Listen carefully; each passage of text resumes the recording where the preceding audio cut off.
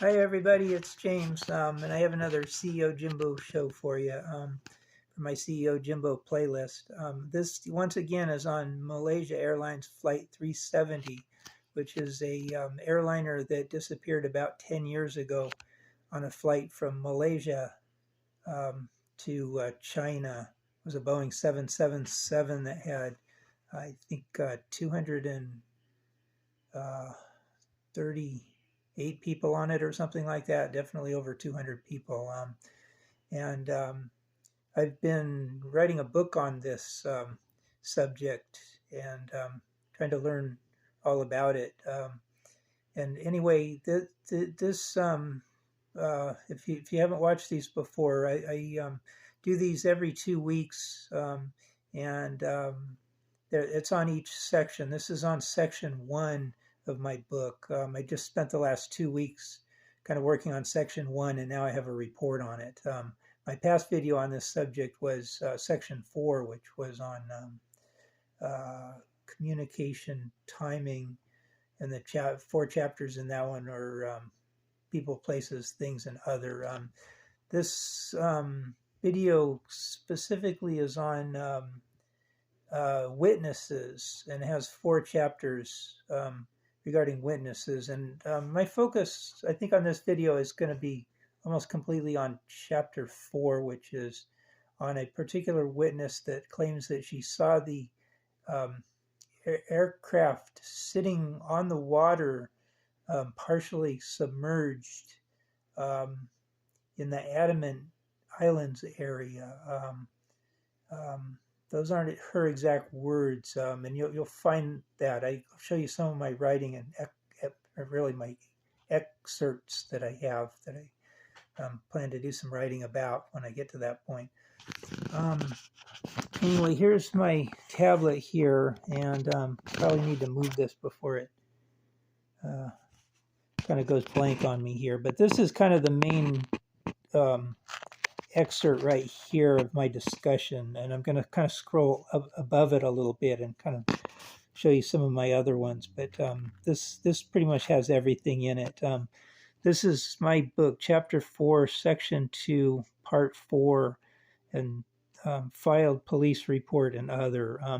I came up with this just by simply like reading this excerpt that I pulled out of an article, and then I read it and tried to come up with sort of a title that, kind of explains kind of roughly what this excerpt sort of means to me, and then I'm planning to write about it in kind of more detail when I get to that point. So here it is. It's a pilot later claimed she was too high up to recognize objects below with accuracy, but Latif was so convinced she filed a police report 5 days before search parties fanned out in the exact same area she said. So there's a couple of things going on here that are interesting, and so there's kind of like 2 folds to my story tonight here, our story, if you will. The first one is this pilot thing, and I'm going to show you an atlas, and I've kind of done a little bit of thinking in terms of whether somebody would maybe be able to see something from the air, kind of more about altitude, like how high that plane might have been when it went over the Andaman Islands. The flight level of 35,000 has been thrown around in some articles that I've read, that the plane pretty much cruised at 35,000 feet, and so she was probably looking down from about 35,000 feet. And this pilot is basically saying that's too high up to recognize objects below with accuracy. So you wouldn't be able to tell the difference between a ship and a building or a railroad car or water, I guess, waves, that kind of thing. So that the other aspect of this is this police report that she filed. That let's say that she, got right off of the plane and went right to the police and filed this report. That's not exactly what I think happened. I've read that she has a brother that works in the police force, and she went to the brother, and the brother kind of recommended that she filed a report, and she filed a report. But let's say that that happened just immediately after she landed.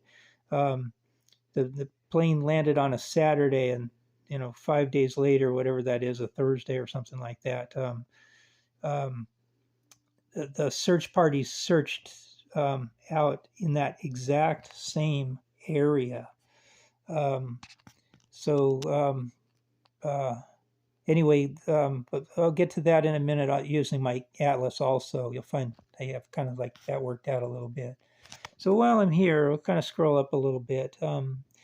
Now, volunteer investigator. This one, no, I wasn't going to do that. That one's kind of off topic. What is this one? Islands preclude ships. Again, that's I read this and then I come up with that, almost like playing a Scrabble game or something like that. Anyway, you could also say ships precede islands. So they were flying along. She thought she saw ships, then she saw islands, then she saw what she thought was the airplane on the water. Yeah, I got rid of that. She said she saw something strange in the ocean that looked like an aeroplane. The mother of 10 said, throughout the journey, I was staring out of the window, the aircraft, and I couldn't sleep during the flight. I had seen several ship liners and islands from my window earlier. Then I saw the silvery object.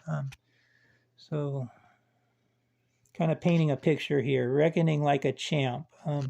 Miss Lafitte said she did not know exactly where they were, but it was an hour or so out of Chennai, a timeline that would have put her flight just above the Andaman Islands.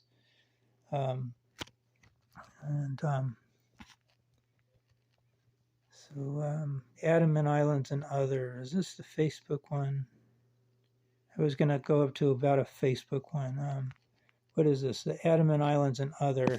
Housewife Latif plane crossing Andaman Nicobar Islands. Remember these kind of places. I'll be talking about like the Nicobars, and I'll show you a picture of that on the atlas. And sometime after she had crossed them, she saw an airliner afloat on the sea. A big jumbo jet would be clearly visible on a clear day, and she said she saw it. I think this is the Facebook one. It was MH370 from. I don't know what happened here. That's it's kind of overlapped. I'm sure this is a Facebook source, and I don't know exactly what happened here on I'm writing this on a laptop computer, so when I go back to work on it, I know that it's going to be not wrecked up like this. I don't know why that happened. I sort of sense that I'm getting like hit by people that are sort of like wrecking me up.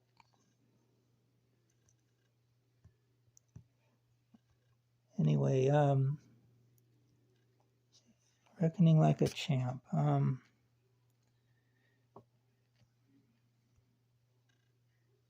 Yeah, that's still the same thing. That anyway, that's a Facebook one. It's the title of the work is MH370: The Evidence, September 18, 2018, and basically it's just Facebook, www.facebook.com.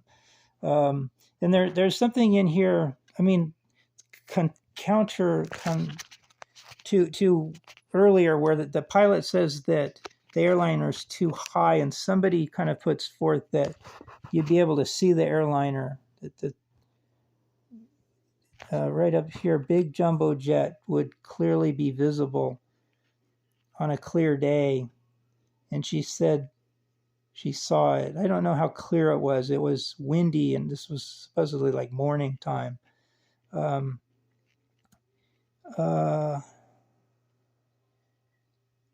So anyway, and there's something that kind of like to refute this. All sightings were dismissed. I don't know why my camera's doing that. See if I can kind of find out.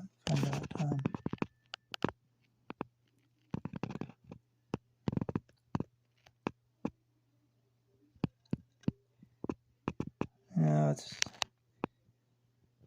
I can't get it to focus. It's almost like mobile telephone people are like messing with the focus here because they don't want you to read this or me to read it to you. So anyway, all these sightings were dismissed by the authorities. No, this is the same area. I'll just read it without using the camera. Just listen to me. Clearly visible, and she said she saw it. This is the same area that, Banda Assar fishermen claimed to have seen it. So they're where she says that she saw it, fishermen said that they saw it there too, according to this Facebook article. And they also say that the yachtsman Kathleen T saw an airliner go down in flames and 2 jets overhead. And that's sort of like partially true, partially false. I don't think that there's anybody that really says that she saw it go down in flames. She saw it in flames in flight with 2 jets and then fly away from that area where she lost sight of it. But I think if you really research that witness, she didn't say that she saw it crash there or anything. So I don't know about the Facebook one. But so that's about it. I was going to go back to this first one to kind of reflect. Was SC2 police report. So we're back to where we were. Pilot later claimed she was too high up to recognize objects below with accuracy. She was convinced and filed a police report 5 days before search parties fanned out in the exact same area. So remember those 5 days. This source was,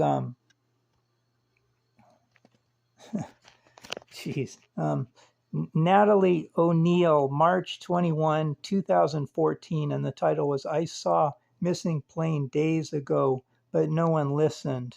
I retrieved it 04 January 2014 from http, should be S, www.newyorkpost.com, nypost.com. You can maybe see it there. So I've got to get really moving here because we're at 13 here. And here's a map I drew just to kind of orient you a little bit. This is Kuala Lumpur. This is the flight line of the plane right here going backwards. That she flew out this way to have a event, went to event, completed the event, and then she took off again on a return flight from right about where my finger is here. And she crossed over Chennai. Remember the article talking about Chennai? Came out over here, said it was about an hour out of Chennai, one of the people said.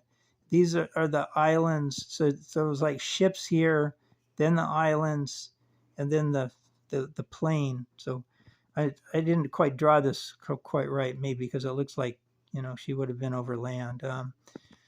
So anyway,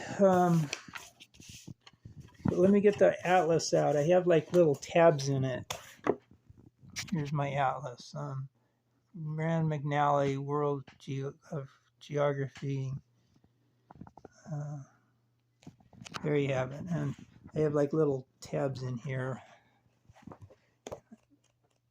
I got to scoot because if these are too long, they've been, as you may know, if you've been trying to watch these, they sometimes get kind of cockeyed in there where you have to look at me sideways if you watch these things. This was important. This is, here we are. Remember Chennai. Here's Chennai. Here's Malaysia right here where my thumb is. This, if you can catch the K right here, this is Kuala Lumpur, right where my fingernail is right here. Kuala Lumpur. He goes over into that page a little bit. Kuala Lumpur is where the plane originated, and just coincidentally, this lady was flying to Kuala Lumpur. The airplane that's missing also took off from Kuala Lumpur.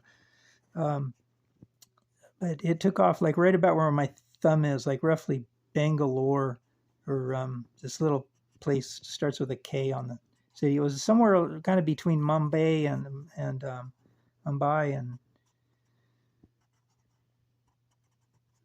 the tip here or so on. And it took off, crossed over Chennai. They said about an hour out of Chennai is when she saw it. She just crossed the islands. These are, remember, the Nicobar Islands. They said, remember Nicobar. That's where they are. These are the Andaman Islands. These are the Nicobar Islands. And then you have Sumatra and Malaysia. So here's a little work that I did beforehand. This is point A, which is that where that flight took off, where the lady took off. I was showing you on the coast of India, wherever India is here. She took off like right about here. So that's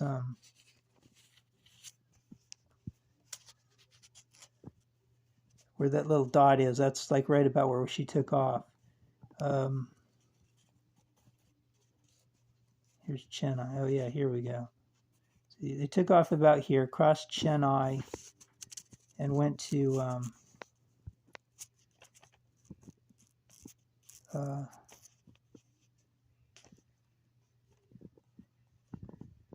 Lumpur. That's right about where it is, Malaysia. So I'm figuring you took off, maybe just, this is kind of like over giving them some slack a little bit. So say took off at 5,000 feet, climbed 20,000, 35,000, 35,000, 35,000. Here's those islands there. Then at some point it needs to kind of start letting down to 20,000, down to 5,000. I figured here's 35,000 at this point, and it's 5,000 at the airport to start their landing approach. So cruising at 35,000, going down to 5,000. This is sort of add them up and then divide by 2. 35, that's 40,000. 40,000 divided by 2 is 20,000. So I came up with about 20,000 feet right in this area, just past the Andaman Islands. So, I kind of question, one, can people see ships on the, on the water at 35,000 feet? If they can see ships on the water, maybe they can see, like a Boeing 777 that was on the water, because it's about the same size of some ships, maybe a little smaller because it's 211 feet, and I know some ships are maybe 1,000 feet. So it might be a little hard to see. So anyway, that's about all I have to say on this. It's just Nicobar Islands. It was, seems like if I research this more, maybe I'll find out that the plane was actually more at 20,000 feet and not 35,000 feet. And oh no, it's not even running. Oh yeah, it's 18. We're running. So we're at 1851. I've got to really sum up here. This is basically the same quote. Chapter, you filed police report and other filed a police report 5 days beforehand. So what was I going to say on this one? I guess I don't even know where. Well, Malaysia is over here.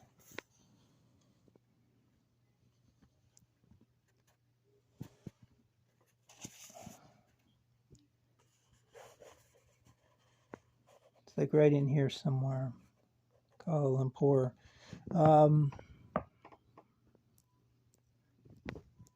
Oh, the 5 days thing. We were going to do this. Where did that go? We'll kind of like almost sum up at that.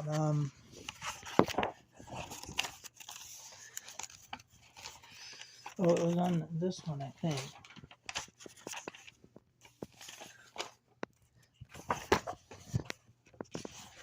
So I was going to do more on this. This is going to be the kind of the final thing. Basically, you have, and I don't even need the map that much for it. Basically, I did this. You've got 5 days. The lady, let me use my map here.